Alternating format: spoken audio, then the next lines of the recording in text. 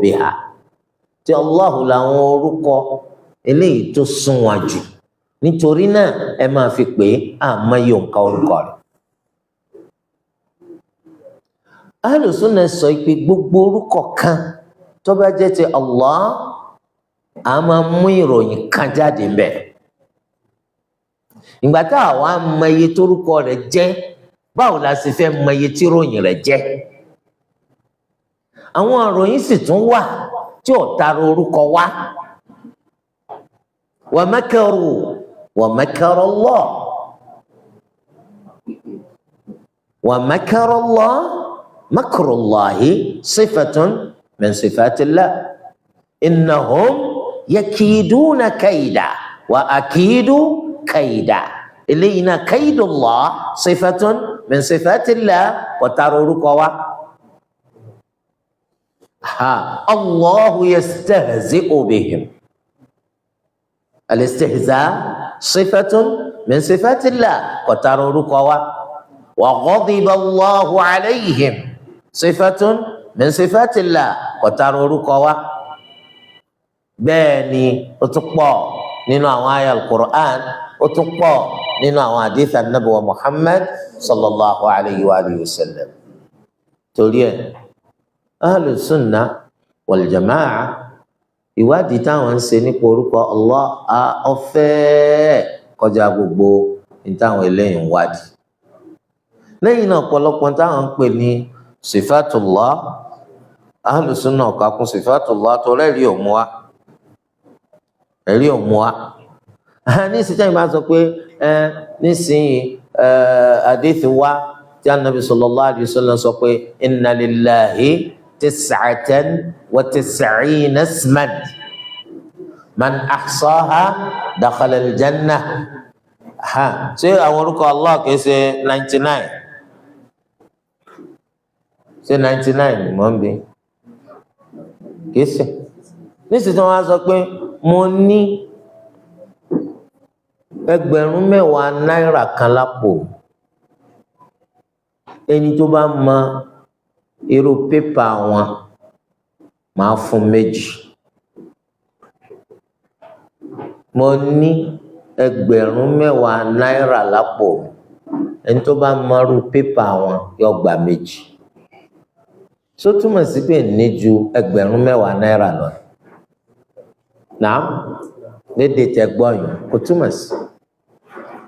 Àmọ́ èyí tí ìdájọ́ ọ̀pọ̀ gba 2 nínú rẹ̀ rọ̀ mà oníkọ́ sọ ẹni 10 tó wà lápò mi nìsí. Torí ẹ̀ àwọn hadith Ànábì sallallahu alayhi wa sallam tó bá fẹsẹ̀ rinlẹ̀ kì í takò hadith mi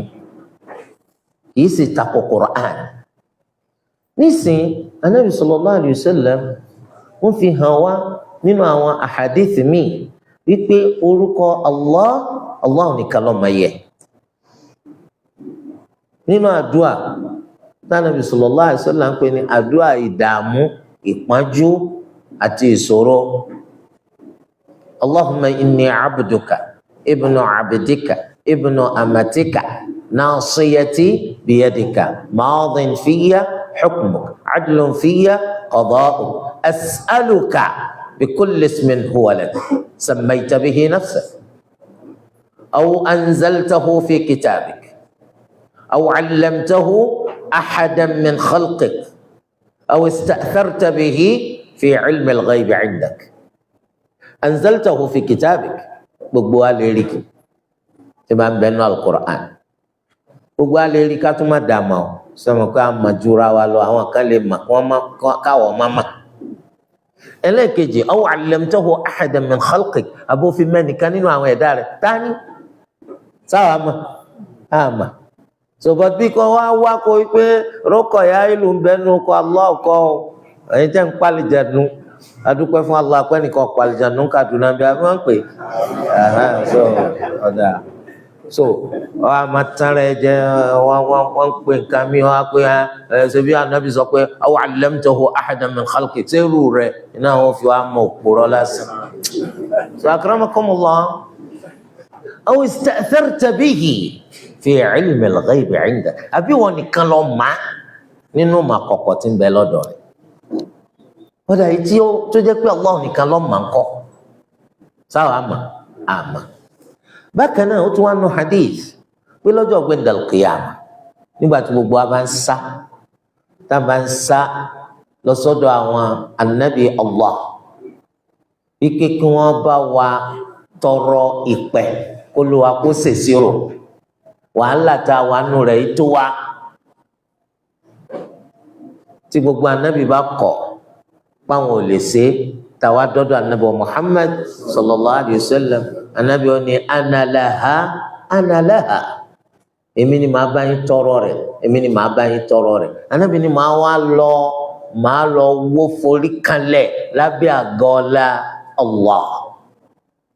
màá mọ wá fẹ̀yìn fún pẹ̀lú àwọn orúkọ àti ìròyìn tó ṣe pé ntí ẹ̀ máa pàkan nínú rẹ̀ láyé ń bì sókè á ní wọ́n máa fi yin Allah tí báwọn orúkọ rẹ̀ náà àtàwọn ìròyìn rẹ̀ èyí tó ṣe pé ntí ẹ̀ máa pàkan nínú rẹ̀ láyé ń bì torí ẹni ahlu sunnati wal jama'a làwọn fi sọ pé àwọn orúkọ Allah kò ló ń kà àwọn ìròyìn rẹ̀ náà kọ́ wọn ò ló ń kà ọ̀dà mọ́ bí nìsín ewu lẹ́rù pọ̀pọ̀ jura wọn lọ tó ń ti pé wọn ò ló ń kà sorúkọ lọ́pọ̀ ju ìròyìn lọ ni àbí ìròyìn lọ́pọ̀ ju orúkọ lọ ìròyìn pọ̀ ju orúkọ tọrọpọlọpọ̀ ìròyìn wá tí ò tara orúkọ jáde lọ́dọ̀ ahlu sunnati wal jama'a tawhid eléyìí tí ó síwájú tá gbọ́dọ̀ mójútó pípọ̀ gbogbo yòókù la mójútó àmì tá gbọ́dọ̀ mójútó púpọ̀ ọ̀nà ni tawhidul ibada tawhidul uluhiyya wọ́n sì máa ń pè ní tawhidul ilahiyya tawhid ká sí Olúwa ẹlẹ́dàá wa lọ́kan ṣoṣo nínú ìjọsìn torí pé òun náà lolúwa ẹlẹ́dàá ti torí rẹ̀ ráwọn aránṣẹ́ òun náà ló ti torí rẹ̀ sọ tírà òun gan ló jẹ́ sábàbí tíjà fi ṣẹlẹ̀ láàrin àwọn ànábì Allah àtàwọn èèyàn wa kí ló dájà lẹ̀ láàrin ànábì Nuh alayhi salam àtàwọn èèyàn rẹ̀ ṣebí àwọn sọ pé wala tadharunna waddan wala suwa'a wala yaghutha wala ya'uqa wa nasra ibẹ̀ orí wọn ni ká máa bọ́gi bọ̀pẹ́ ti bẹ̀rẹ̀ wọn làwọn ní filẹ̀ kí ló dájà lẹ̀ láàrin ànábì Ibrahim alayhi salam ṣebí ànábì Ibrahim ń pè wọn tó fi dórí bàbá rẹ̀ ẹ má bọ́gi máa má bọ́ pẹ̀ máa nǹkan tó dúró bọ́rọ̀ gidi tí ọ̀gbà tẹ́pẹ́ kan sójú fún kò ríran ẹ̀yin sì ń gbọ́rọ̀ ẹ̀yin sì ń sọ̀rọ̀ ẹ̀yin ríran àwọn yìí ò lè ṣe nǹkan kan fún yín wọ́n ní bá ṣe bá àwọn bàbá wa ni so ṣebí náà ni wọ́n ṣe pètèpèrò ńgbà tí ànábì Ibrahim ṣe gbogbo àwọn òòṣà lọ́sẹ̀ torí pé tẹ́ ẹ̀ máa ń bá sọ̀rọ̀ tí ò bá yé ó yẹ kẹ́ ẹ ṣe hàn ànábì Ibrahim sọ pé àwọn kìíní ò lè ṣe nǹkan kan fún yín àwọn kan ò lè gbéra wọn jà gbà tó wá mú àketọ́ fọ́ wọn kalẹ̀ wọ́múwọ́mú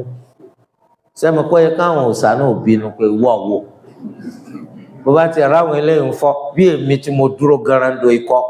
èyí tó tóbi jù nù wọn ànábì Ibrahim tó fà kékọ́ lọ́rùn sẹ́mi kí tó máa dé wọn ò lè béèrè pé kí ló díjà lẹ̀ ọ̀gá ẹ sì ṣe gbogbo àwọn wọ̀nyí lọ́sẹ̀ so nígbà tí wọ́n á sọ fún wọn pé oníkẹ́ bi léèrè bí àwọn náà léèrè ta ló ṣe wọ́n bẹ̀ ká wọ́n náà mọ̀ pé wọ́n sọ̀rọ̀ náà ó túmọ̀ sí pé òòṣà kọ́ ló máa ń gbèjà ara rẹ̀ ẹni tí ń sin òòṣà ni máa gbèjà òòṣà torí ẹ̀ ní nísìnyí ẹ̀ rí i pé tí wọ́n bá dá kinní kan lásà látara wọn bọgi wọn bọ pẹ wọn sọsà wọn sọgùn ọ̀fọ̀ àtàdánù tí wọ́n bá dẹjà rẹ̀ tó bá dẹjà rẹ̀ tó wá dé wọn gbọ́ àwọn ni wọ́n dáwọ́ jọ pé àwọn sì ọ lèsì ẹni pé Yorùbá sọ pé ẹni bá jẹ gúnugún kò ní kádùn ẹni tó bá jẹ àǹgoló kò ní kádùn tó ọba kan ti wá pa àwọn ọdẹ láṣẹ pé kí wọ́n bò ń pa gúnugún wa ó wá jẹ gúnugún fáìfáì ó ti wá tọdún mẹ́ta kò kú so náà ẹnu bá gbé wá pé gbogbo àwọn ológun wa babaláwo gbogbo àwọn kí lẹ́yìn wí pé ẹni tó bá jẹ gúnugún wọ́n ní kò ní kádùn ni èmi ti kádùn mẹ́ta wọ́n wá bẹ̀rẹ̀ sí dóògùn jọ á sì rí papọ̀ ìyẹn ni pé n tó ti mú ọ tó dẹ́jà rẹ̀ tó fẹ́ dójú tí n tá a fi tá a dá lásà wọ́n ló kù ṣé bọ́ yẹ kí n tẹ dá lásà òun lọ yẹ kọ́ pa kìí sẹ̀yìn tí ń ti jẹ́ so eléyìí túmọ̀ sí wípé lọ́dọ̀ ahlu sunnati wal jamaa àwọn rí pé tawhidul ibada òun gangan ló dá wàhálà lẹ̀ láàrin àwọn ànábì Allah àtàwọn èèyàn wọn. a sọ pé àwọn tí àwọn àṣàírà gangba mi tó ń pè ní ròyìn Allah omi gan kọ̀ wá nínú ẹ̀rí gẹ́gẹ́ bí wọ́n ṣe ròyìn Allah pé alqidamu pé nínú ìròyìn rẹ̀ ní alqidam. kí ni alqidam? alqadim ẹni tó ti wà tipẹ́tipẹ́. Ahlu Sunnah ni kò sí nínú ròyìn Allah, kò sí nínú ròyìn Allah ike ká máa ròyìn Allah pé alqadim báwo torí pé ó ti wà tipẹ́tipẹ́ kò túmọ̀ sí pé nìkan ò dé ṣáájú ẹ̀. nítorí wọn dá yìí bàbá yìí ti wà ń bí tipẹ́ ẹnìkan á ní kẹ́ni ẹnìkan dé ṣáájú ẹ̀ ẹnìkan pẹ́ jùlọ tẹ̀fi pé tó dùn wàdà ta ní jẹ́ wàdà hàn wàdà yìí ó lè jẹ́ pé nìkan dé ṣáájú rẹ̀ áwùdù lọ tó dùn áwùdù lọ yẹ ká sọ ẹni pé àwọn ọmọ áwùdù àwọn lè dá wàhálà lẹ̀ lọ́jọ́ iwájú pé anza alim tí bá bọ̀ mu torí pé kí ni tó dùn áwùdù sai aka zo aka ce tó dùn wàdà tó eléyìí túmọ̀ sí pé ó ti pẹ́ kò túmọ̀ sí pé nìkan ò dé ṣáájú ẹ̀ síbẹ̀ wá ní Allah torí ẹ̀ Ahlu Sunnah sọ pé kìí ṣe qadim wọn máa fi ròyìn Allah al-awwal huwa al-awwalu wal-akhiru wal-zahiru wal-batin Ànábì sì túmọ̀ rẹ̀ fún wa ó ní anta al-awwal falaysa qablaka shay tí o bá yí ọ Ànábì tún yàn wípé Allah ni ẹni àkọ́kọ́ tí ò sí nǹkan kan tó síwájú ẹ̀ torí ẹ̀ ni eléyìí túmọ̀ sí wípé subhanallah Ahlu Sunnah àwọn gangan wọn wà lórí dáadáa àwọn gangan lọ́nà wọn wà lórí ìmálẹ̀ àti òdodo torí ẹ̀ àwọn táwọn kọ́ kí ó yẹ ká fún wíwá ìmọ̀ nípa tawhid ká fún ní àkọlé kan wa ká sì jẹ́ ẹni tó ṣe wípé à ń kọ́ à ń dè à ń lò àwọn anàtàjọ olùkọ́ tá à ń kọ́yàn ó yẹ ká fún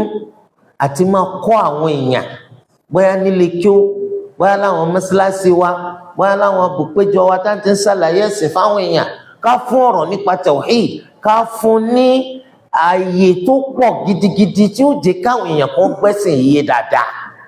torí tí ò bá ti sí tawhid kò sí tàbí ṣùgbọ́n gbogbo nǹkan tó bá lọ gbọ́ yé dákun gbàgbé ẹ̀ eléyìí ló túmọ̀ sí wípé tẹ́ bá wo ní gbogbo àwùjọ láyé ní tó máa ń fà tó fi máa ń takò ẹ̀sìn jù tí wọ́n máa ń ṣe tí fi máa ń yàtọ̀ sí tẹ̀sìn mú wa tọ́nà tán máa ń gbà tí fi máa ń jọ̀nà ẹni tí kò fẹ́ ṣe kó tàtàrà rẹ̀ kó fi là tó bá di lọ́la gbẹ́ndàl kìyàmá òun náà nìkan máa ń jìnnà sí tawhid. ẹ máa wo wàhálà Yorùbá yìí níbo ni wàhálà Yorùbá pọ̀ jù sí tawhid ni ò sí tó bá gbé ọ̀rọ̀ Yorùbá sórí àtẹ ó rí i pé ti ń da Yorùbá láàmú jù ó ní pé wọn gbọ́ tawhid yìí tó máa ń sẹ́sìn ṣàṣà wọn ni ò tún mẹ́bọ mẹ́sìn ṣàṣà wọn ni tí wọ́n bá mara rẹ o lè pé wọ́n kó ń bẹ̀ ṣùgbọ́n ṣàṣà wọn ni ẹ rí i pé gbogbo ohun tí Yorùbá bá fẹ́ ṣe láyé wọ́n lè jẹ́ pé wọ́n tún fóògùn kún ẹni tí ń tajà nísìn ó lo awọ́rò bí káwọn èèyàn lè máa wá nílé yín sẹ́yìn ò sọ nǹkan mẹ́nu ọ̀nà tẹ́ ń bá wọlé ọ̀pọ̀ ẹ̀mẹ́yìn nígbà tí wọ́n bá fẹ́ kọ́lé wọ́n rí nǹkan mọ́lẹ̀ wọ́n bẹ nínú àwọn èèyàn tẹ́ ń rí báyìí tó ṣe kó ti gbádùn mí wọ́n bẹ nínú ẹni tó yẹ kó lè jáde ńlé lójúmọ́ kan láì pọ̀fọ̀ yóò sì máa pe rẹ̀ mùsùlùmí. Ọ̀pọ̀lọpọ̀ wọn wà tó yẹ pé kó tó sùn yọ pọ̀fọ̀, àjí máa mú fi banú wà láàárọ̀, àpasùn ọwà. So gbogbo àwọn nǹkan yẹn pọ̀. Nísìnyí ọmọ yín fẹ́ lọ́kọ, kí làwọn màmá sọ? Ẹ̀já lọ wò ó lọ́dọ̀ ta ni. So ara kò sí tawhid ni. Kí ló dé? Àjọ dìde lẹ́ẹ̀kan náà, ó sì lè dá fún ọ jù mí lọ. Kínú kò sí tawhid, wọn gba kádàrá gbọ́. Wọ́n ń pe Ọlọ́run ò ṣe bí ènìyàn ní ẹ̀bẹ̀, kí lè léyìn ṣé tawhid ni? Kò sí tawhid, wọn gba kádàrá gbọ́. So nítorí di eléyìí báyìí ẹ máa rí nínú ṣe sí ó bá àtàṣà wọn máa ti ń jẹ́ tawhid. Tó bá pẹ́ àwọn olùmọ̀ tó wà láàrin àwọn èèyàn, àwọn ọmọ tí ń kọ́ kí ó gbogbo wọn bá ka tawhid kíkọ́ nípa rẹ̀ àti fífi kọ́yàn tó bá kà kún pẹ̀lú àṣẹ Allah, pẹ̀lú àṣẹ Allah, ó lè má tàn ṣùgbọ́n àwọn aburú yẹn ó dínkù, yóò dínkù. Àwọn yẹn ó gbẹ́sìn yé dáadáa torí láì sí tawhid ẹ̀sìn náà dà, ẹ̀sìn náà dà. Ẹ rí i pé nǹkan tí ọ̀pọ̀lọpọ̀ ń ṣe bó ti ṣe tako tawhid tó bẹ́ẹ̀ ni ó tún lágídí. Tọ́mọ sọ pé sọ pé àmẹ́sìn ẹ̀ mọ́ tí wọ́n lọ́wọ́ akọ wa kò burú tẹ́ bá kọ lọ́dọ̀ mi náà, mo rò pé yé, torí pé àwọn ọ̀fẹ́ fi tọwọ́ wọn lẹ̀, wọ́n lò tí ì rí tọwọ́ àwọn gbà ń bọ̀sibọ́sí tinú àwọn. So eléyìí túmọ̀ sí pé tawhid agbọ́dọ̀ kàkún jàmá, agbọ́dọ̀ kàkún. Kí ló ń lọ sí wájú sàárè bàbá rẹ̀ lọ́n sọ pé ààrẹ wọ́ọ̀kì má sùn lọ́nà ọ̀run, ìkà kò sùn tó fi kú, o tún ní kó tún má sùn lọ́nà ọ̀run. Kí ni ó ṣe fún ọ? Kí ló ń pè kọ́ á ṣe fún ọ? Ebó ń ti lọ báyìí, òun ti dojú kọ nǹkan tó gbélé ayé ṣe, òun ló ń bùkátà rẹ ní ìsìnkú ọmọ ṣàdúrà fún. So torí ẹ kò sí tawhid náà ni lọ́pọ̀lọpọ̀ fi wẹgbẹ́ àjẹ́, kò sí tawhid lọ́pọ̀lọpọ̀ fi wẹgbẹ́ oṣó, kò sí tawhid lọ́pọ̀lọpọ̀ fi ọmọlẹ́gbẹ́ ológun, àwọn dáridári ní lédì. Kò sí tawhid iná ni ó ń taka sí ọ báwo, kí ló ṣe fún ọ? Kò sí tawhid náà ní gbogbo nǹkan yẹn náà. Torí délé à ń bùkátà tawhid. Tàbá ní tawhid ọkàn wọ́n balẹ̀. Alladhina amanu wa lam yalbisu imanahum bidhulm ulaika lahumul amnu wa hum muhtadun. Àwọn tí wọ́n gba Allahu gbọ́ tí wọ́n ló gbàgbọ́ wọn papọ̀ mẹ́bọ, àwọn nìbalẹ̀ ọkàn ń bẹ fún, àwọn ni ó sì mànà. Akramakumullah, ẹni tó bá ní tawhid ó ti mójútó pìlẹ̀ Islam. Torí pé ìgbà tí àwọn kèfèrí Mẹ́kà àkọ́kọ́ yìí tí wọ́n gbọ́ àlàyé kí ni Islam lẹ́nu Ànábì sallallahu alaihi wasallam ló fi ṣòro fún wọn láti gbà. Ṣé pé tá bá ti gba ẹ̀sìn yìí gbogbo àwọn òòṣà yìí á pa wọn tì,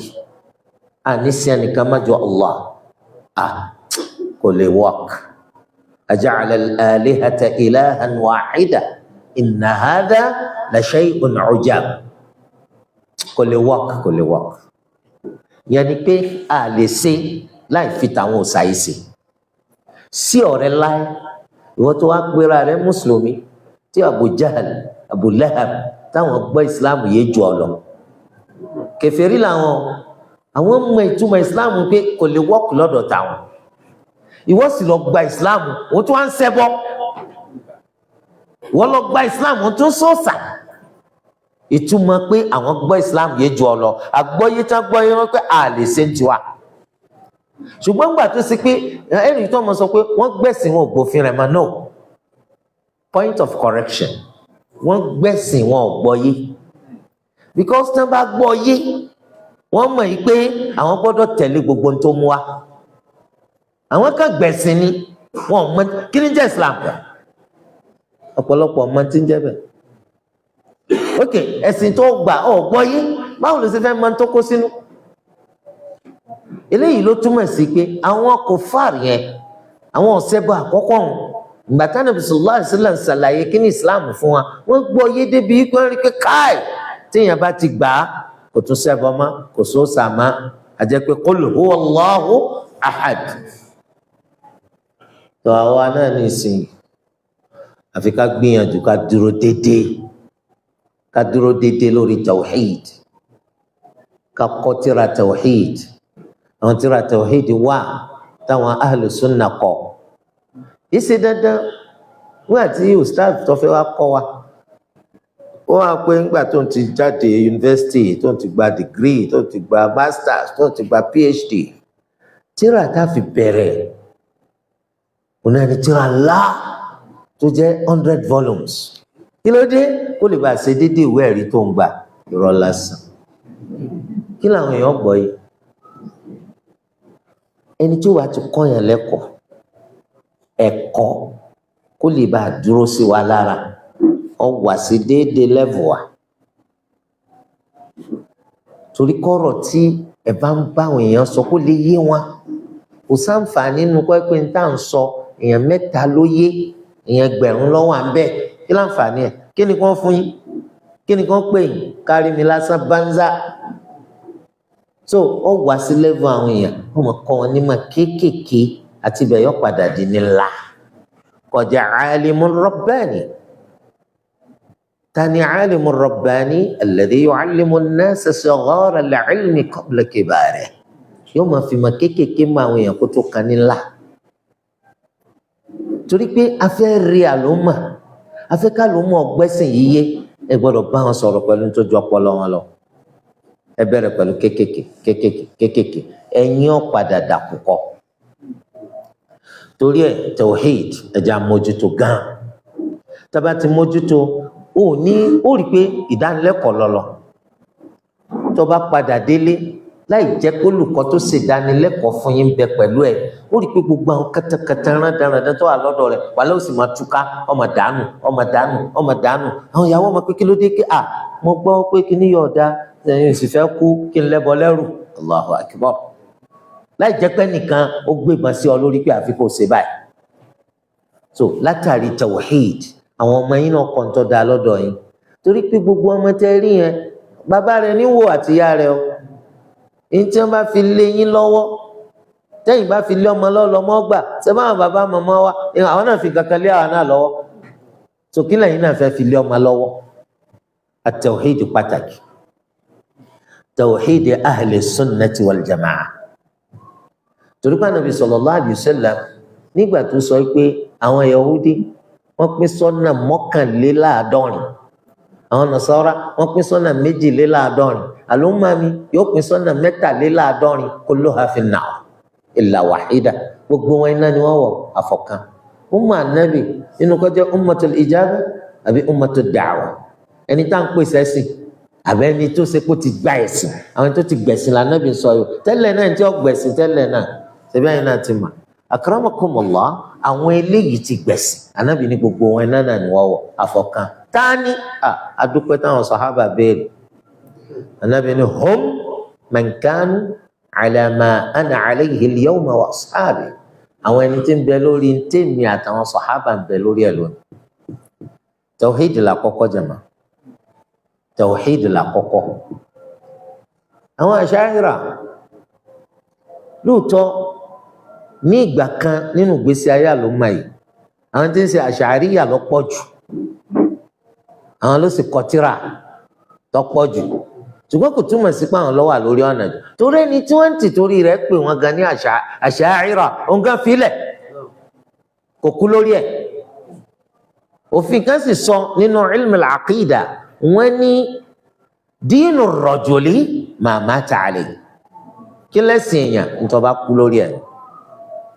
torí rẹ̀ Mu'tazili ni tẹ́lẹ̀ Abul Hasan al-Ash'ari ó padà filẹ̀ nígbà tọ́rọ̀ dùn àti ọkọ ìyá rẹ̀ tọ́rọ̀ dà wọ́n pọ̀ ọkọ màmá rẹ̀ lójú di Mu'tazili tọ́rọ̀ dọ̀ bàbá ń lọ gbé ńgbà tí bàbá tiẹ̀ kú wọ́n ń pè ní Abu Ali al-Jubba'i ó ṣe 40 years pẹ̀lú ẹ̀ ó padà fàkídà ńlẹ̀ lọ́wọ́ adigun ní àkídà àṣàríyà. Àkídà àṣàríyà náà nígbẹ̀yìn ayé rẹ̀ ó ti padà filẹ̀. Onírú àkídà Ahmad ibn Hanbal ló fẹ́ kúlé lórí, ó fi kọ tírà rẹ̀ al-Ibana fi usuli diyana tó ti ṣàlàyé gbogbo àkídà tó ní ní ìsọjà àkídà ahli sunnati wal jamaa. Ṣùgbọ́n àwọn eléyìí tààrin làwọn mú òun ti parí. tó tawhid ó pàtàkì. Ẹ̀yin tẹ́ bá ń kọ́ àwọn èèyàn ní kéwú, tẹ́ bá ń ṣe àwọn àdánilẹ́kọ̀ọ́ láwọn mọ́ṣáláṣí, ẹ máa fi tawhid sínú ìdánilẹ́kọ̀ọ́ yín. Ẹ sì jẹ́ kí tawhid tẹ́ fi sínú ìdánilẹ́kọ̀ọ́ yín kó jẹ́ nǹkan tó ṣe pé yọ pọ̀ kìí sùnyàn àbùkátà rẹ̀, torí pé pẹ̀lú tawhid lèèyàn fi lè là níbi àti wọná, lèèyàn fi lè jèrè àti wàlìjánà. Tawhid òun náà ni wọ Allah eléyìí tó ṣe pọ̀ ga jù. Tawhid pẹ̀lú rẹ̀ lọ́lọ́ àfi máa ń ṣàforíjì ẹ̀ṣẹ̀ fẹ́rù rẹ̀. Ya ibna Adam law ataytani bi qurabil ardi khataya thumma laqitani la tushriku bi shay'an la ataytuka bi qurabiha maghfirah. So pẹ̀lú tawhid láfìrí àforíjì. Nínú hadith anabi sallallahu alayhi wa sallam, hadith kan wà tá ń pè ní hadith sahibil bitaqa. Wọ́n mú ọkùnrin kan wá ń jọ gbẹ̀ndàl qiyamah pẹ̀lú àwọn àṣìṣe gẹlẹ́mà rabandu. So ṣé àbò ṣe mo ṣe kí ni wọn náà rò pé ẹ kọjá túbọ̀tán rẹ lónìí. Nígbà tí ó nàbà tí wàá di pé ti sọ̀rọ̀ etí nù tìrì pé tọ́ yóò burú yóò bàjẹ́, Allah ni ó ní nǹkan kan tó ṣe pamọ́. Wọ́n bá mú ìwé pélébé mu la ilaha illallah lọ́wọ́ àbẹ̀. Wọ́n wá gbé sórí apá kejì òṣùwọ̀n, yóò wá tẹ̀wọ̀n ju gbogbo aburú tó ṣe lọ ní dáadáa ni Allah fi fi sálì janna. So la ilaha illallah yìí kéèkàn ṣe pé ká máa wí lẹ́nu o, ká máa túmọ̀ rẹ̀. A mọ̀ pé ó lé ìjọsìn jìnnà sí gbogbo nǹkan mìíràn tó yàtọ̀ sí Allah. Ó fẹsẹ̀ rẹ̀ rinlẹ̀ fún Allah nìkan. Eléyìí ni la ilaha illallah. Tí èèyàn máa ń ṣe tọ̀ríkọ̀, tí wọ́n á sọ pé ara ń tàn wí ni, àwa gan-an la jèrè.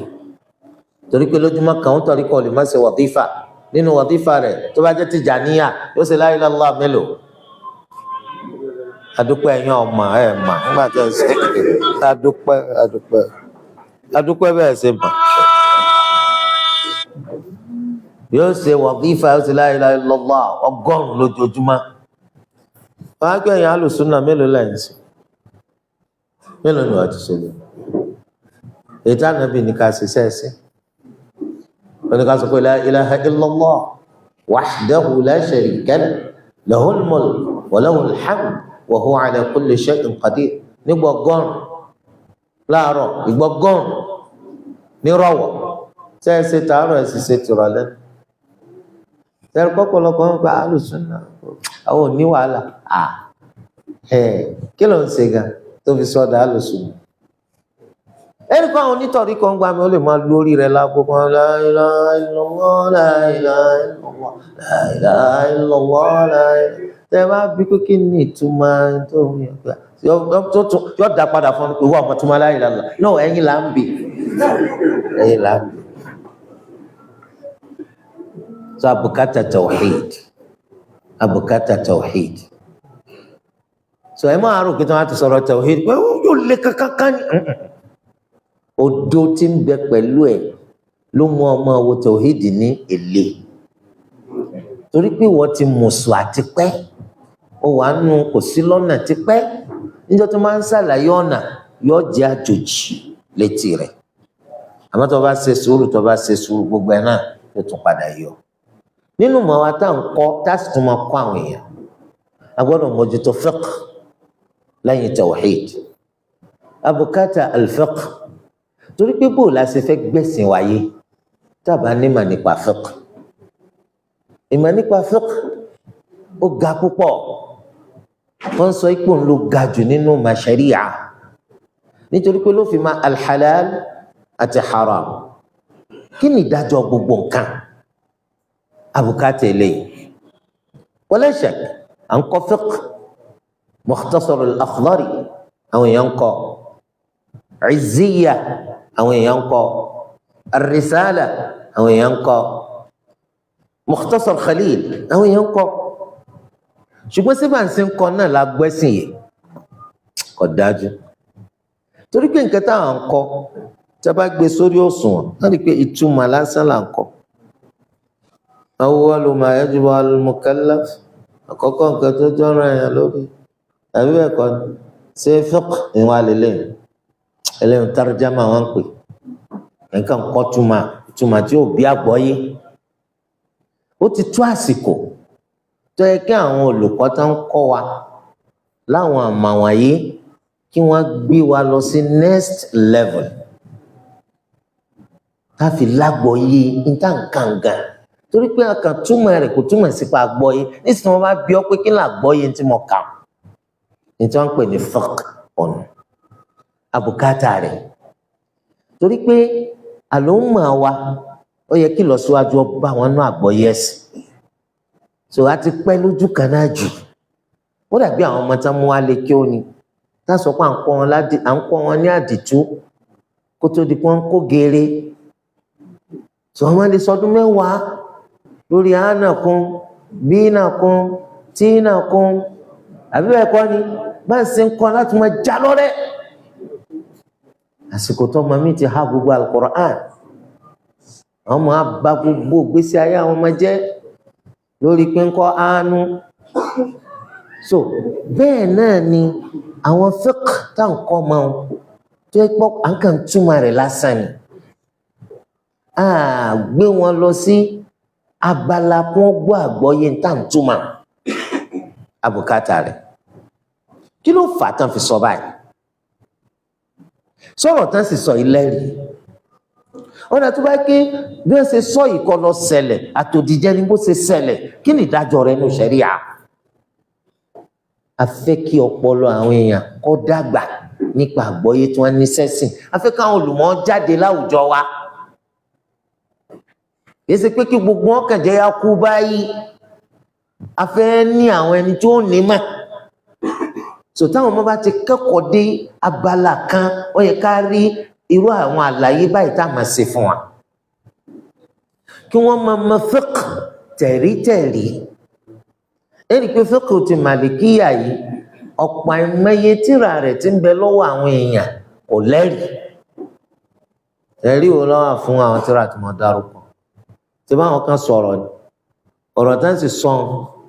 àwọn ẹlòmíì tá ń kọ́ wọ́n ti kà wọ́n kún nususun shar'iyya bí ìgbà tọrọ tó wà ní kìtàbù as-sunnah eléyìí tó mú káwọn míì bí àwọn Sudan àwọn máa sọ pé man tafaqqaha wa lam yaqra' ar-risala fa 'ilmuhu khasara gbẹ̀wò àti òtí ka rìsálà yẹn ìmọ̀ rẹ̀ ọ̀kan tó sọ pé man tafaqqaha wa lam yaqra' qalil fa 'ilmuhu qalil so gbogbo ọ̀rọ̀ àwọn tírà tẹ́ ń fa yìí náà sẹ́ẹ̀rì wà bẹ́ẹ̀ kò lẹ́rìí sẹ́ẹ̀rì inú tí wọ́n jẹ́ kí fiqh kó jókòó lára èèyàn ká gbọ́ yìí téèyàn ní sí kó dúró ṣinṣin ó ní kí gbogbo ọ̀rọ̀ máa lẹ́rìí kó máa lẹ́rìí kó máa lẹ́rìí ìyí máa jẹ́ kọ́kọ́ èèyàn balẹ̀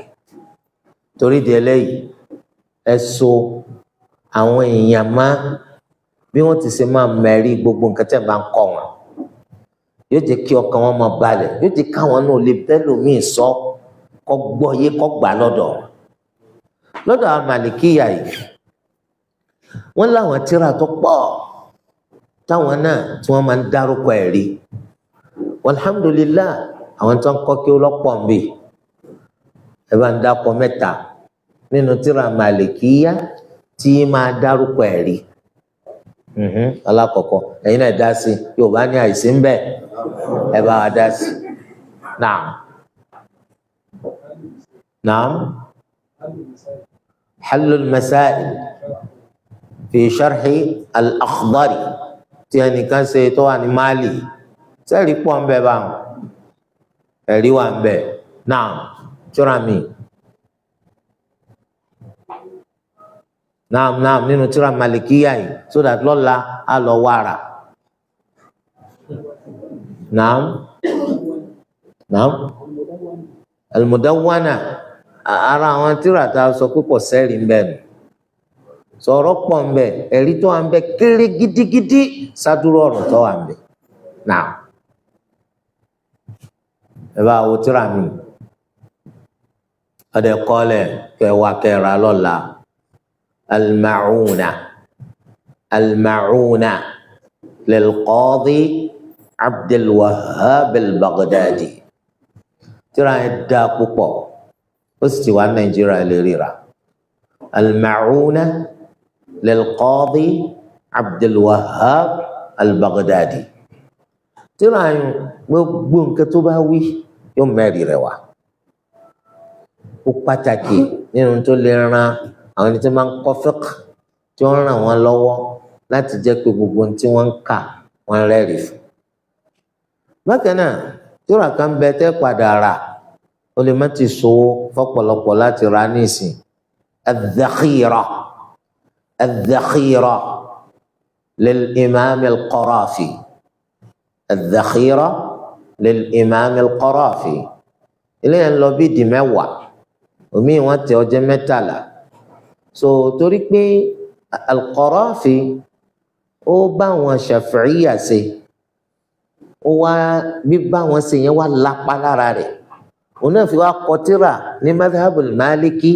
ó fi jọ wọn sì máa ń kọtíra ní al-madhhab Shafi'i torí gbogbo nǹkan lọ́dọ̀ tí wọ́n mẹ́rin wá òun náà wá kọtíra ń bẹ tíra yẹn ṣàǹfààní púpọ̀ torí pé kí láǹfààní fiqh tó nǹkan sọ lọ́rọ̀ tí ò sẹ́rì kí láǹfààní fiqh tí wọn náà sọ tó ọmọ tó fi lè bẹ́ẹ̀ mi sọ tèmi ò fi gbọ́gbọ́ so àbùkátẹ́rì fún ìmọ̀ al-fiqh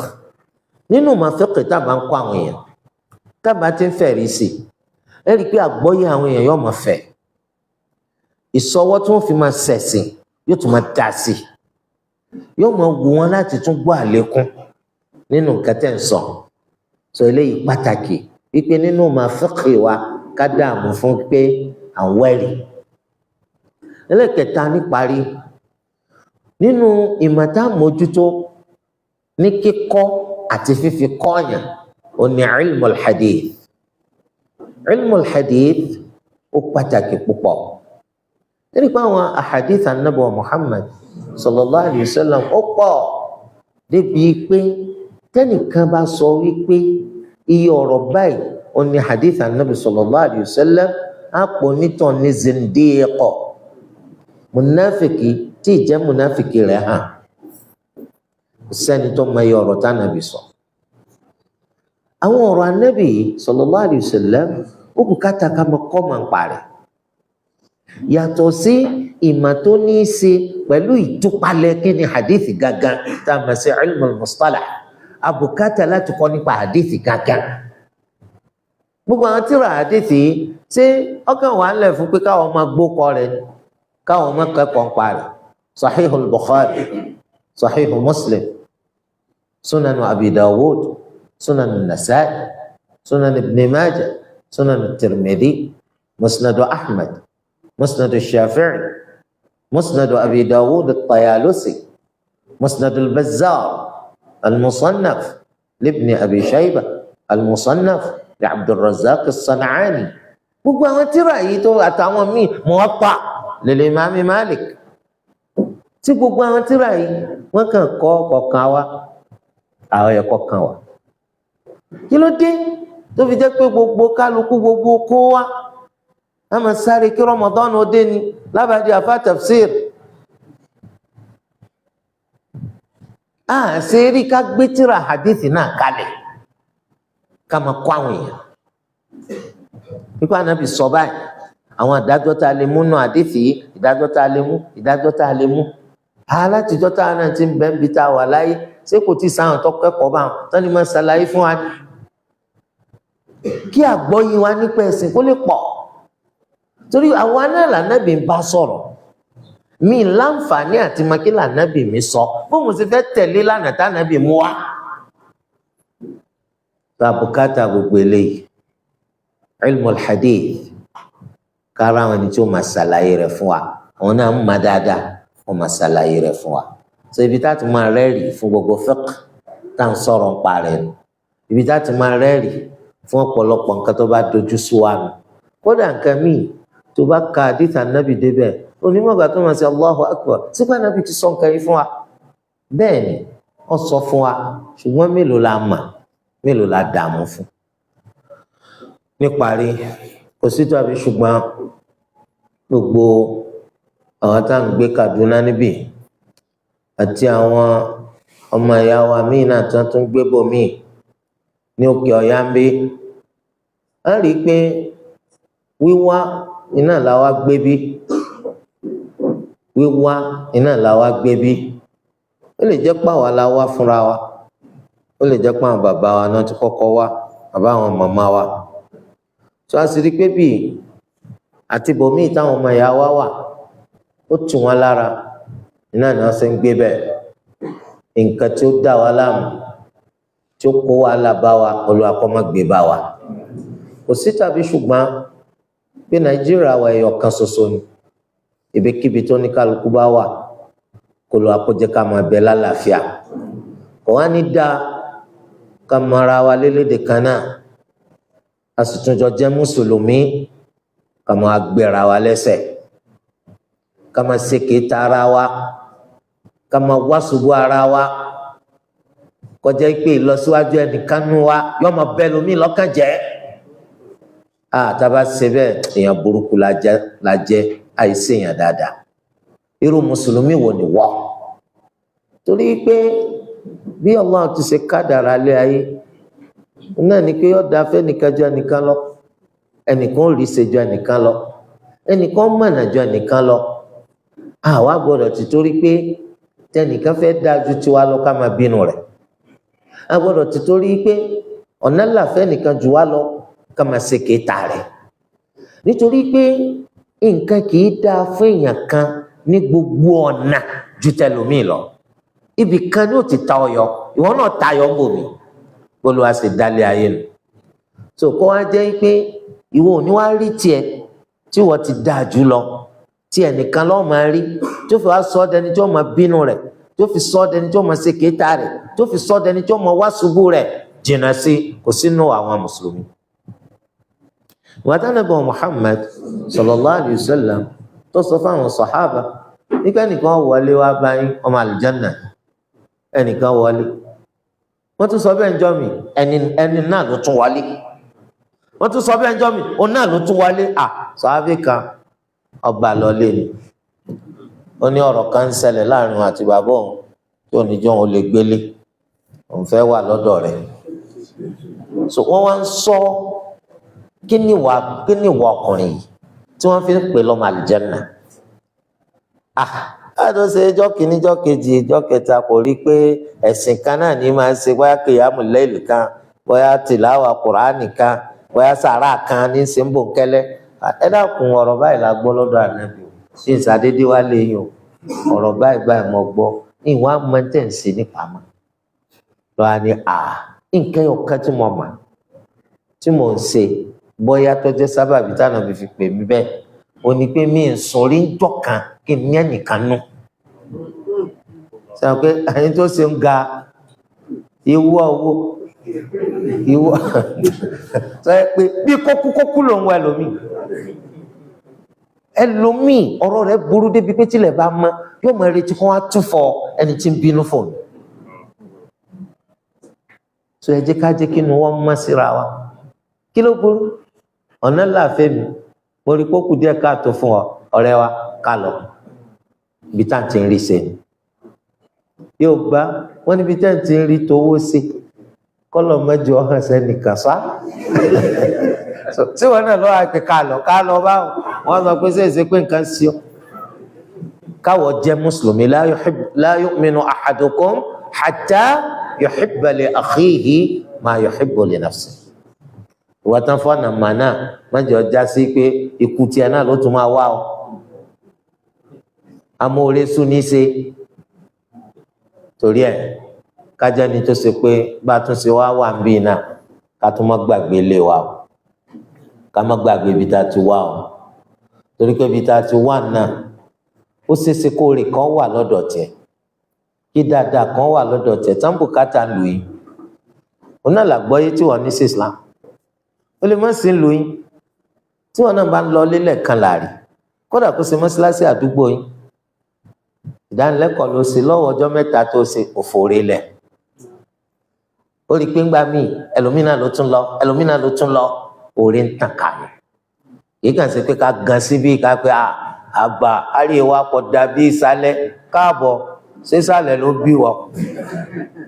ṣé àríwá ló bí wọ tó ń tanra rẹ dànù tó sì mọ pé àríwá náà tó bá yá ní sọ pé dáńbò dání ọ bẹ́ẹ̀ ni àbí bẹ́ẹ̀ kọ́ àwọn máa tanra ẹ dànù àwa wí tán bàbá tó sọ̀rọ̀ náà ló wọ́n gbọ́ Yorùbá wọn náà máa tanra ẹ jẹ ẹ gbọ́dọ̀ gbédè yín jàmá so nítorí de eléyìí túmọ̀ sí pé nítorí pé tẹ́nítẹ́ní tí ọba gbédè náà tó bá lọ lóyún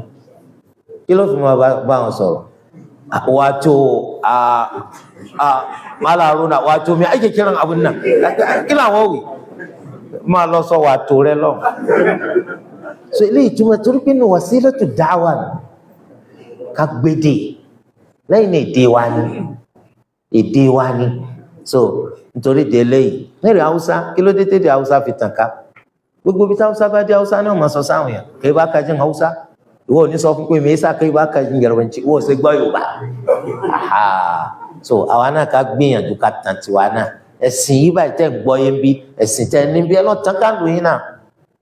ẹ̀yin náà lọ ṣàlàyé rẹ̀ fún wọn ìmọ̀lẹ̀ ń tàn kánú Olúwa Ẹlẹ́dàá kó gbàdúrà wa Olúwa Ẹlẹ́dàá kó ràn wá lọ́wọ́ gbogbo ẹni tó ti rí ṣe Olúwa kó má fà wọ́n sẹ́yìn àwọn ẹni tó kù díẹ̀ káàtó fún abẹ́ Allah kó gbé àwọn náà lọ́wọ́ sókè Olúwa Ẹlẹ́dàá kó jẹ́ ká fẹ́ràn ara wa ní ìfẹ́ òdodo Olúwa Ẹlẹ́dàá kó jẹ́ kí dáadáa máa ṣẹlẹ̀ sí wa Olúwa kó ṣàánú wa ká tó kú kó ṣàánú wa nínú sàárè wa kó ṣàánú wa níjọ́ gbẹ̀ndẹ̀ kíyámà àwọn tí wọ́n jẹ́ sábàbí tàfi wá bá yín sọ̀rọ̀ ní ìrọ̀lẹ́ yìí so àwọn sheikh tí Allah ló ń sábàbí àbí Allah kó bá san wọ́n lẹ́san rí kí Allah azza wa jal kó bá tú ọ̀rọ̀ wọn síbi tó dáa ní ilé ayé ń bí àti lọ́la gbẹ̀ndẹ̀ kíyámà Olúwa kó ṣàánú wọn kó ṣàánú àwọn ọmọ wọn Olúwa kó ṣàánú wọn kó ṣàánú gbogbo aṣọ òbúra wọn gbogbo wa náà Olúwa kó má dá wa dá bùkátà wa Olúwa Ẹlẹ́dàá wa kó má dá wa dá bùkátà wa kó ṣàánú wa ní kọ̀kọ̀ àti ní gbangba jazakumullahu khayran subhanakallahumma bihamdik ashhadu an la ilaha illa ant astaghfiruka wa atubu ilayk. Jazakumullahu khairan wa ahsanallahu ilaykum. Adúgbò Allah àti dúgbò fún lórí ìfẹ́ fún ìdánilẹ́kọ̀ọ́ ọlọ́wọ́ kó san ní ẹ̀san dáadáa. Nabi sallallahu alaihi wasallam ní ìgbòlẹ́wà wọ́dàtàtù àmìyà àwọn olùmọ̀ àwọn ẹgbẹ̀gbọ́n àwọn àlẹ́yọ̀ wọn. Èyí tí wọ́n sì jogún olùmọ̀ ọlọ́wọ́ sí tòkí fún àwọn ṣe pẹ̀lú àlàyé tí wọ́n bá wá sí torí pé iṣẹ́ àwọn olóyè ọwọ́ wa ni wọ́n ṣe àwọn olóyè ọwọ́ wa sì ní orí ọwọ́ wa kì í ní gbogbo wọn wọ́n lè dáwọ́ tuntun yìí wọ́n lọ́kọ̀ bá àtẹ̀lẹ̀ fi kúrò lè mọ́ sí rọ̀ṣúlẹ̀ àní ẹ̀kọ́ ìlúwà àwọn ìfẹ́ ìlú ọ̀hún sí ọ̀rọ̀ tí wọ́n wá fi rin lẹ́nu nígbà gbìyànjú láti rí pé àmójútó tòkì àtàwọn adájọ́jú àtàwọn tí wọ́n jẹ́ àbá tí wọ́n kọ́ wa nínú ọlọ́wọ́ kí ó ṣe ní ìrọ̀rùn fún wa. Àlìmọ́ mi lọ́kọ́ yóò lè rí yá tó ní ọ̀nà àrọ̀lọ́wọ́ bí àsìmáàtì wọ́n sì bá ti wà fàájì àhàbọ̀lọ́ àdámàá. Gbọ́ ibi tí wọ́n mú lọ́wọ́ bá pẹ̀lú àwọn orúkọ rẹ̀ tí wọ́n lọ́wọ́ bá pẹ̀lú àwọn sífà rẹ̀ tí wọ́n lọ́wọ́ bá pẹ̀lú tí wọ́n bá ń ṣe láyé ìgbọ̀lọ́wọ́.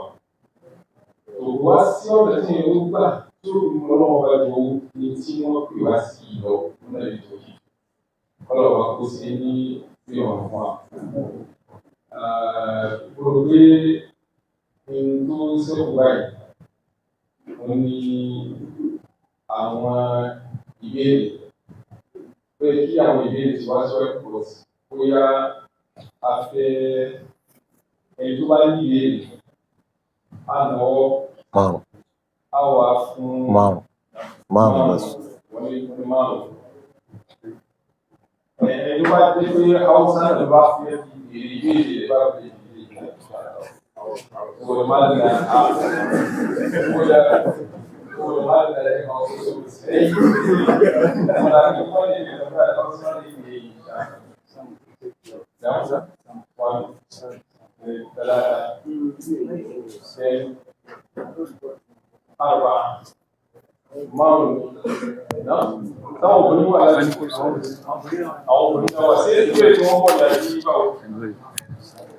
نعم ثلاثة هنا قد وجدنا ثلاثة 1 2 3 أو ثاني لك تعمل كل سنة بيجي توشي كنا بدأ كنا أنا لأن أكبر بيرمت بيجي لاتهم إن شاء الله. نعم تفضل.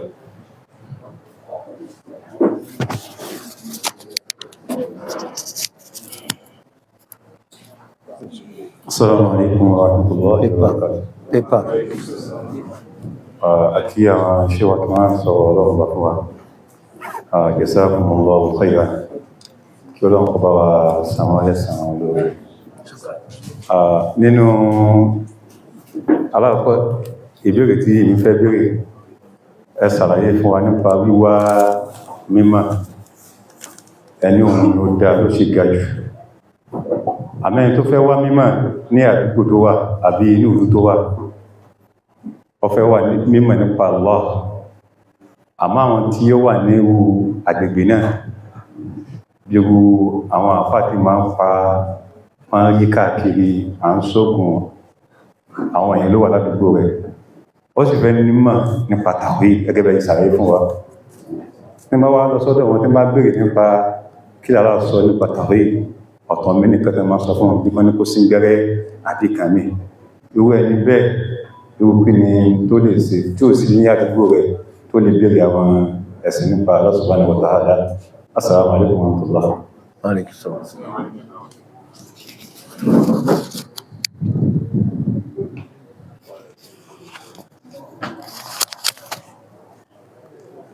Assalamu alaikum warahmatullahi wabarakatuh.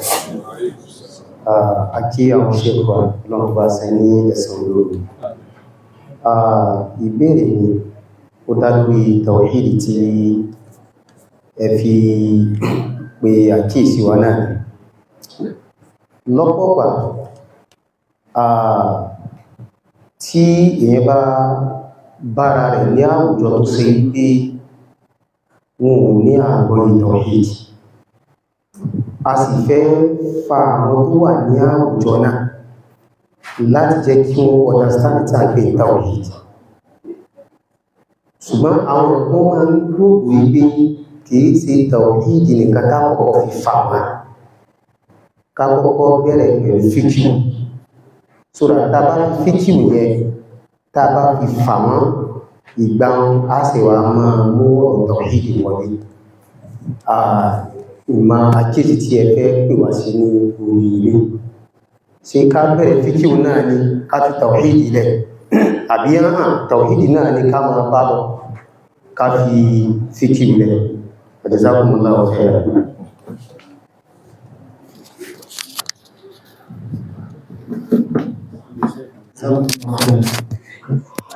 Ìkẹ́ tí mi fẹ́ bèèrè nípa ọ̀rọ̀ fíkì nìsà náà jẹ́ káyẹ̀ ìpé ọmọ akẹ́kọ̀ọ́ bẹ̀rẹ̀ tí ó fẹ́ kẹ́kọ̀ọ́ nípa ọ̀rọ̀ fíkì, báwo ni ó ṣe lè bẹ̀rẹ̀ tó ṣe pé ìmọ̀ yóò sì jókòó sí lára tí ó sì rẹ́sẹ̀ wà níbẹ̀ tó ṣe pé yóò sì lè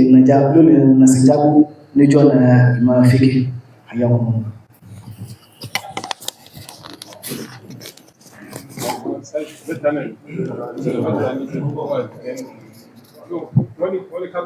Ìbéèrè márùn-ún ni wọ́n fẹ́ dáhùn, a sì ní àgbà mẹ́ta níbí, méjì látọ̀dọ̀ àwọn obìnrin. Ìwọ́n mọ̀ sí ó ti kọ́ àbí? Tó ṣì kẹ́.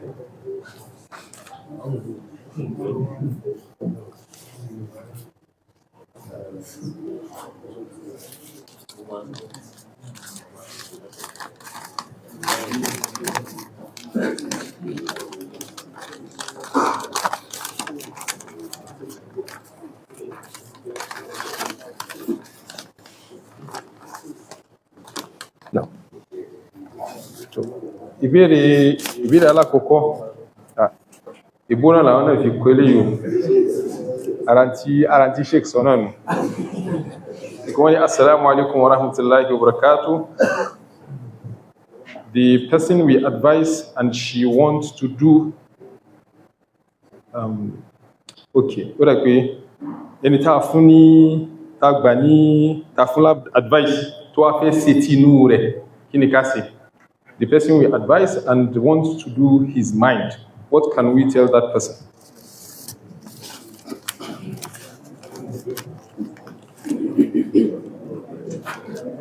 Ìbéèrè eléyìí wọ́n ní báwo ni ọmọ tí ìkan nínú àwọn òbí rẹ̀ ń ṣe zìnà ṣe lè ṣe àtúnṣe. Ọmọ táwọn òbí rẹ̀ ń ṣe zìnà báwo ló ṣe lè ṣe àtúnṣe. Alhamdulillah. Ìbéèrè alákọ̀ọ́kọ́ ẹni tó fẹ́ wá mọ̀ ṣùgbọ́n tó sọ pé ládùúgbò àwọn tó bá sọ pé òun fẹ́ wá mọ̀ kò sí tàbí ṣùgbọ́n àwọn ẹni tí wọ́n wá mà tauhid lọ́dọ̀ wọn tó yẹ ká pé wọ́n lè kọ́ àwọn tí lálàgbà kádùúgbò àwọn ẹni tó ṣe pé wọ́n máa sín gbẹ́rẹ́ sáwọn èèyàn papọ̀ ni báwo lè yóò ti ṣe èyí ń ṣèbéèrè ìbéèrè tẹ́ntí ọ̀fẹ́ kẹ́kọ̀ọ́ nítorí pé ẹni tó bá fẹ́ kẹ́kọ̀ọ́ ẹni tó lè kọ́ sí ládùúgbò rẹ̀ èlò àdúgbò mi ẹni tó lè kọ́ sí ìlú ẹ̀ èlò ìlú mi ẹni tó lè kọ́ kò sí lórílẹ̀‐èdè rẹ̀ èlò orílẹ̀‐èdè mi ẹ má bí táwọn èèyàn máa ń lọ nítorí pé wọ́n fẹ́ wá mà. Jabir ibn Abdillah radiyallahu anhu ó gbọ́ àdìtì kan nínú àwọn hadith anabi Muhammad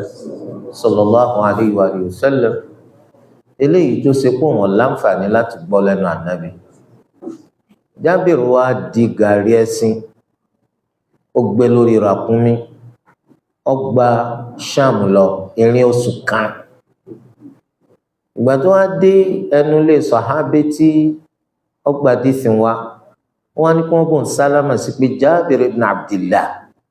ń lọ wá láti al-Madina. Sọgbà tó ń gbọ́ ó tún kọ yẹn wípé Jábìrì ibn Abdillah àwọn jáde wá ní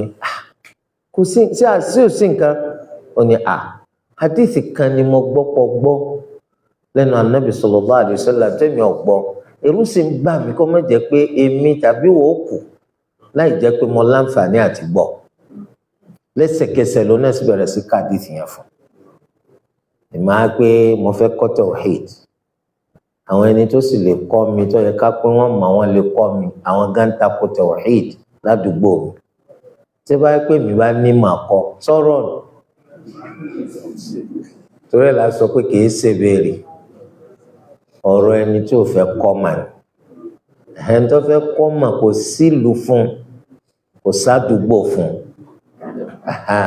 ma min maqamin lidhi ilmin wa dhi adabin ala thawa'i fad'il awtana waghtaribi. Bẹ́ẹ̀ ni Imam Shafi'i sọ̀dọ̀ á pé má lọ wá fìlú ẹlẹ́ ọlọ́ọ̀lú àjòjì ọlọ́wà mà eléyìí jẹ́ bó ti ṣe jẹ́. Wọ́n ní tí àwọn bá gbọ́ ń ta wíyé dáadáa ó yẹ ká mójútó tawhid ní fífi kọ́ ni tó bá yẹ pé àwọn bá ti mà. Báwo wá ní ìgbà táwọn fẹ́ ṣiṣẹ́ àwọn ẹlòmíràn wà tá a fẹ́ jọ máa ṣe àwọn á sọ pé rárá o fiqh ẹnìkan ẹ jẹ́ ká fi bẹ̀rẹ̀. Àkọ́kọ́ eléyìí ní ìlànà tánàbí sallallahu alaihi wasallam fi lélẹ̀ òun náà sì ní nǹkan tó lu ẹlẹ́dàá tó fi pa láṣẹ. Tí àwa bá fẹ́ pèèyàn lọ sí díẹ̀ sí ìlànà tá a máa tẹ̀lé náà qul hadhihi sabili ad'u ila Allahi ala basiratin ana wa man ittaba'ani wa subhanallahi wa ma ana minal mushrikin. ẹ máa pèpè lọ sí di tawhid ṣé ẹgbẹ́ lẹ́yìn fẹ́ fi máa pèpè lọ sí di tawhid ẹ lè fi ẹgbẹ́ umbrella rẹ̀ kẹ́ fi pèpè lọ sí di tawhid kọjá pé ṣàṣeyege nítorí pé àwọn ọ̀rọ̀ tí wọ́n mọ wá ń bẹ̀ yóò máa takò yín ọ̀rọ̀ tí wọ́n mọ wá ń bẹ̀ yóò máa takò ẹgbẹ́ tẹ̀sí o so nǹkan tí ó bá ti fọ́ ẹgbẹ́ ọmọlẹ́gbẹ́ ò ní fẹ́ bákan náà tawhid tẹ́rí o tó bá ti jẹ́ pé ahlul bid'ah bá làwọn èèyàn wọn à ní fẹ́ yóò bá sọ pé ẹ̀tù kò fẹ́ràn sáná gẹ́gẹ́ bí ọmọ olè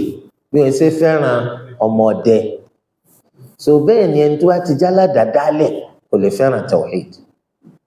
àwọn aládàádálẹ̀ àwọn máa ń sọ pé má sọ̀rọ̀ tawhid kí ló dé wọ́n ní tawhid máa ń tú àwọn èèyàn ká ní àmọ́ fiqh ìmọ̀ kó wọn jọ pọ̀ ní nígbà tí ó ti pé tẹ̀blígì lẹ́sìn tẹ̀ fẹ́ kó àwọn èèyàn jọ torí pé tẹ bá ti fẹ́ kó èèyàn jọ ní tí ó dùn mọ́ ọ lẹ́ẹ̀mọ́ sọ tẹ bá ti lè sọ tí wọn ní wá mọ́ àkọ́kọ́ ọjà làwọn ń tà ní àtajà àlàyé ẹ̀sìn làwọn ń ṣe akramakumullah nínú hadith anabi sallallahu alaihi wasallam ni wọ́n fi àwọn àlùmọ́ hàn mí àtàwọn ànábì wọn mo rán ànábì jẹ́ pé yẹn 3 sí 9 ní bẹ lẹ́yìn rẹ̀ mo rán ànábì ẹnìkan sẹ́ni 2 ní bẹ lẹ́yìn rẹ̀ mo rán ànábì kò séèyàn kankan lẹ́yìn rẹ̀ ok ṣé àwọn sọ pé ànábì kan fèlè kálá ìbólú alọ́sẹ̀sà bí Allah ti ṣe fẹ́ kọ́ ṣẹlẹ̀ ṣé Allah wàá yàn wá ànábì wo ló ṣe wá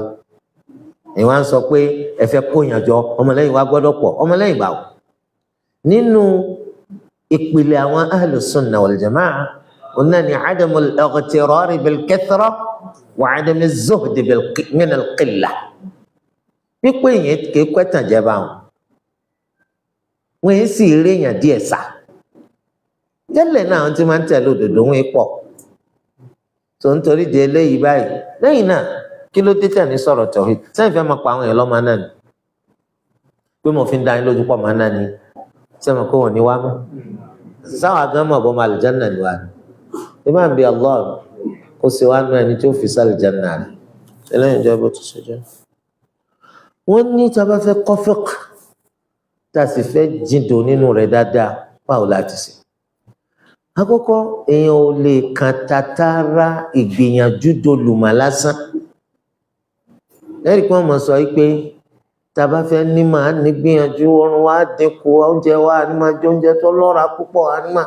gbogbo ẹ̀ náà dáa ṣùgbọ́n tahtaju ma'a dhalika ila tawfiqin min Allah tí Allah bá fìyàn ṣe kò ń gẹ́ wọn dàbí ìgbà tó máa ń ṣàlàyé nínú usulul fiqh báwo ló ṣe di olùmọ̀ tí wọn náà lè máa dámú òfin nínú kìtàbù sunnah nígbà tí wọn ṣàlàyé wọn mọ nǹkan bá wọn mọ nǹkan bá wọn tún ní nǹkan bá wọn tún ní nǹkan bá wọn mọ usulul fiqh dáadáa wọn rí nípa wọn pé ma'a at-tawfiq min Allah tí Allah bá fi hàn ṣe kò ń gẹ ìran lásì ṣé Imam Malik nìkan ló àlàyé Ahmad nìkan ló àlàyé Ash-Shafi'i nìkan ló àlàyé Abu Hanifa nìkan ló àlàyé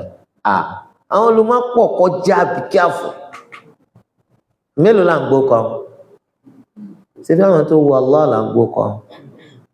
so àwọn ẹlòmíín bẹ tó mọ̀ ju gbogbo àwọn ẹ bá àwọn kan lọ́kọ́ wọn kí ó so ó túmọ̀ sí àmọ́ bẹ Allah àkókò fún wa ṣe kò ń gẹ̀ ẹlẹ́kejì ẹni tó fẹ́ nímà kò sí tàbí ṣùgbọ́n yóò gbìyànjú torí pé owó gan táwọn èèyàn máa ń wá wọ́n ń gbìyànjú wọ́n ń ṣe wàhálà ìmọ̀ sì jowó lọ so nítorí ẹ̀ la yunalul ilmu illa ala jisrin min at-ta'ab orí gádà wàhálà lèèyàn ti máa ń nímà tarumul izza thumma tanamu layla yaghusul bahra man talaba al-la'ali so èèyàn gbọ́dọ̀ gbìyànjú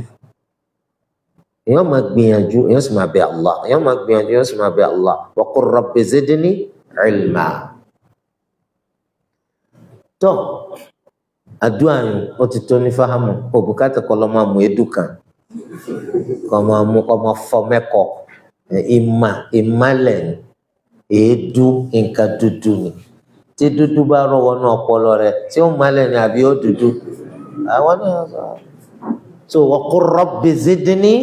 ilma ṣùgbọ́n tí ó fà á tí èfi ṣiṣẹ́ fọ́pọ̀lọpọ̀ ni pé wọ́n à ní ìmánì yóò ti fojú kéré rẹ̀ pé rabbi zidni ilma báwo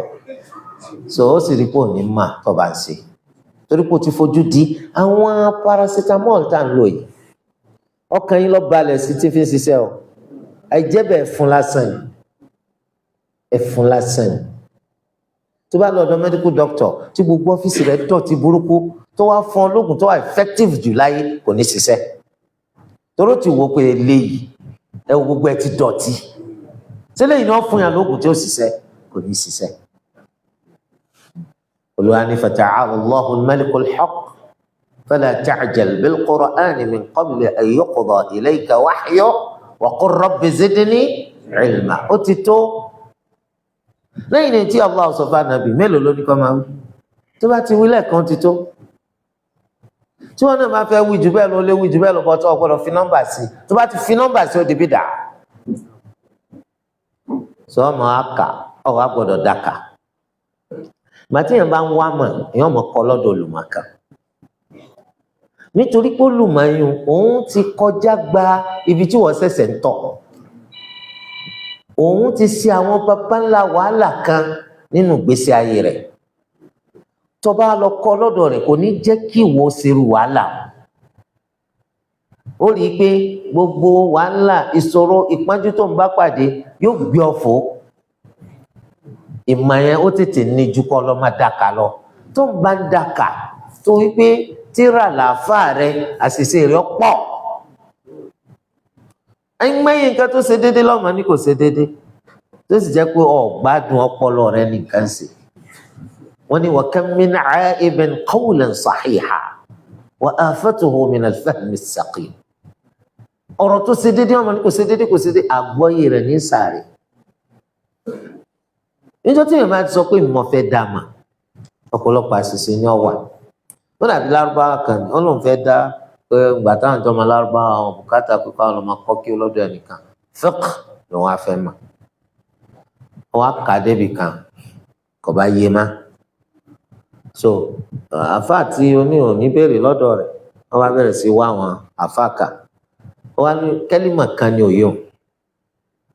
wọ́n á ní kọ́kà wọ́n á ní burrun-ballal ruzzun-ballal àfa wa ní kó sáwọ́ tíra bàtà àwọn agbèwọ̀n ni ọmọ kí ó kà ha jazakumullahu khairan àlọ́ ọmọ kí ó kà burrun muballal ruzzun muballal sọ gbọ́ ọmọ tó máa ra ọlọ́mọ wọ́n wá kàpọ̀ ruzzun-ballal burrun-ballal yẹn ni pé ráìsì tá a rẹ alikama tá a rẹ wọ́n wá kàpọ̀ kò sí gbogbo dictionary ò lè rí bí ètò tó sọ pé ìgbà táwọn ọbẹ̀ ní idha uqimatis-salah fala ta'tuha wa antum tas'un fa'alaykum bis-sakinati wal-waqar ń bá lọ kàkà kù alaykum bis-sakinati wal-faqr ní ànábì ní ká mọ̀ bẹ́ẹ̀ wá mọ́sálásí àtẹ̀kùtẹ̀ ṣé ẹ fọ̀ bẹ́ẹ̀ dú èkúté ní mọ́sálásí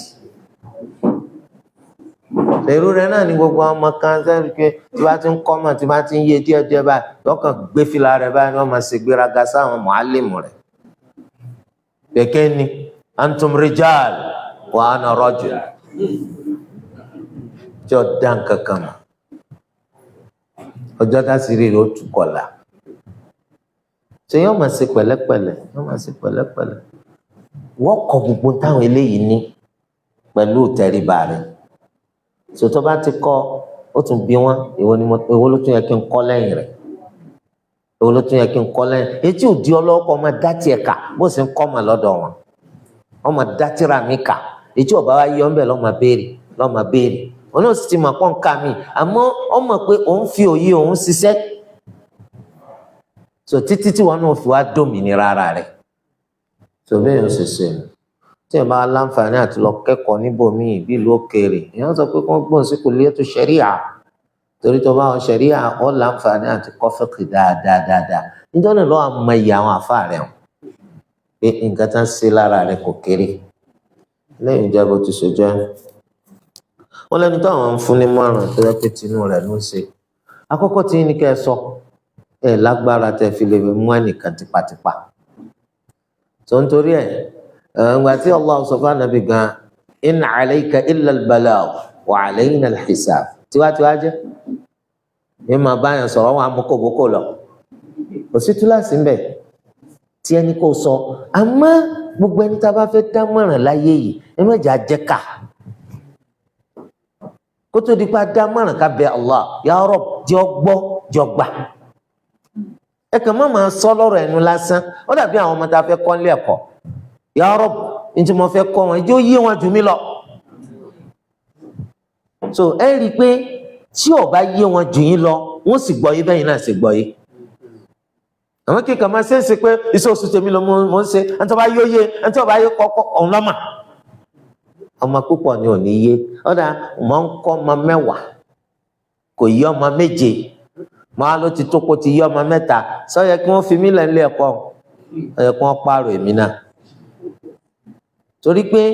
ó yẹ kí n lójú kòkòrò àwọn ọmọ yìí ọmọ ẹnìkan làwọn náà àkókò kan làwọn náà fi lè wọ́n fẹ́ kọ́ tí mo bá ń kọ́ wọn tí mo tún fàdúrà ràn wọ́n lọ́wọ́ ó súnmọ́ kó yéèyàn 5 tó àbùkátà àánú ẹni tí mo ń dá márùn tó yẹ pé fẹnu rẹ̀ ló fẹ́ ṣe má má bẹ Allah jọ gbọ́ jọ gbà torí pé kò pé mi náà kí n bàsìkò mi jẹ́ fẹ́ni tí ò ní lo tí mo ń sọ eléyìí ń jẹ́ bá wọn ní ọ̀kan náà bàbá àbí ìyá wọn ó ń ṣe zina ọ̀nà wo làwọn gbà tún wọn ṣe oríṣiríṣi ọ̀nà ṣùgbọ́n ẹ tún bẹ Allah náà káwọn náà gbọ́ kó gbà kó má fetí pàlàbà rẹ̀ torí pé lópin ìgbà tó yẹ pé àwọn wọn bí ọ ọgbọ́n mélòó lọ fẹ́ sọ pé ọgbọ́n wájú bàbá ẹ̀ ọgbọ́n mélòó lọ fẹ́ tà níwájú màmá rẹ̀ so àfi kó wá ọ̀nà tó fi bá wọn sọ̀rọ̀ pẹ̀lú ahọ́n tó lẹ̀ bí àpèjúwe nìsín ó sọ pé tọ̀ báà mi ọ̀rẹ́ mi kan ló tẹ̀ ní kí n bọ̀ òun gbádìí lọ́dọ̀ àwọn àgbàlagbà pé àdánwò tòun láyé yìí ló bìn òun ọba tí ì ṣe zìnà kankan báyìí lójú wọn mọ̀ ṣe báà mi kí ni kí n sọ fún sẹ́wọ̀n kí bàbá lè ti gbọ́ pé mi lọ bá so but mẹ́sẹ̀gì rẹ ti débi tó fẹ́ ràn lọ ó dàbí ọmọ kan nù ọmọ Ghana ni ọmọ yẹn wọ́n kẹ́kọ̀ọ́ ní Al-Jami'atul Islamiyya ní Madina wọ́n fún wa ròyìn oníbàbọ̀ wọn ò lè má mu sìgá ó ti pọ̀ jù bọ́kà bá ti ń kú ní ọ̀tàn náà sómi wọ́n wá ń wá gbogbo ọ̀nà tí wọ́n fi gba sìgá yìí lọ́dọ̀ bàbá yìí ọmọ yìí ni Allah ló ń sábàbí ọlọ́lé fún sinmi bàbá yìí ò fi sìgá lẹ̀ bí bàbá ṣe yọ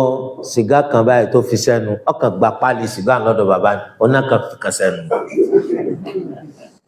ó ní dáàdì mi ẹ fún mi sànà kémi náà sàtẹ sìgá báwo tí ọba da ẹ̀yàn máa mú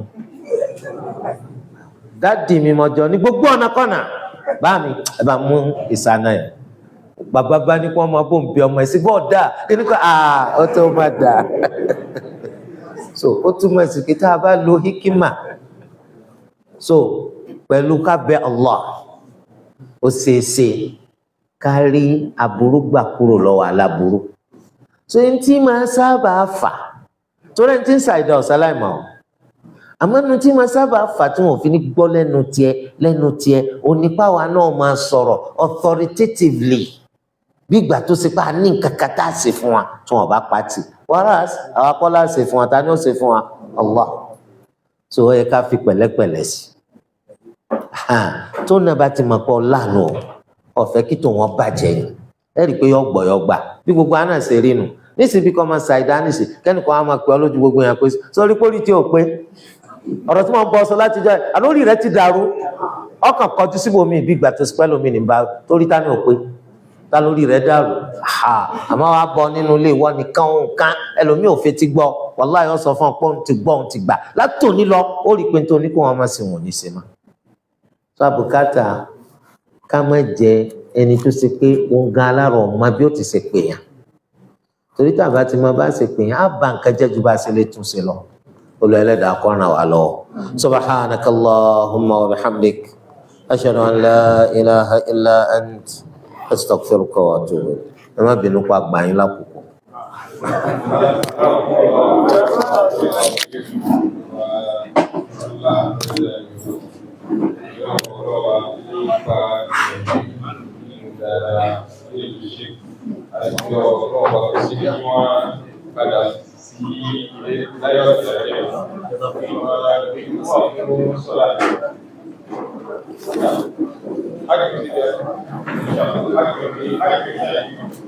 Assalamu alaikum.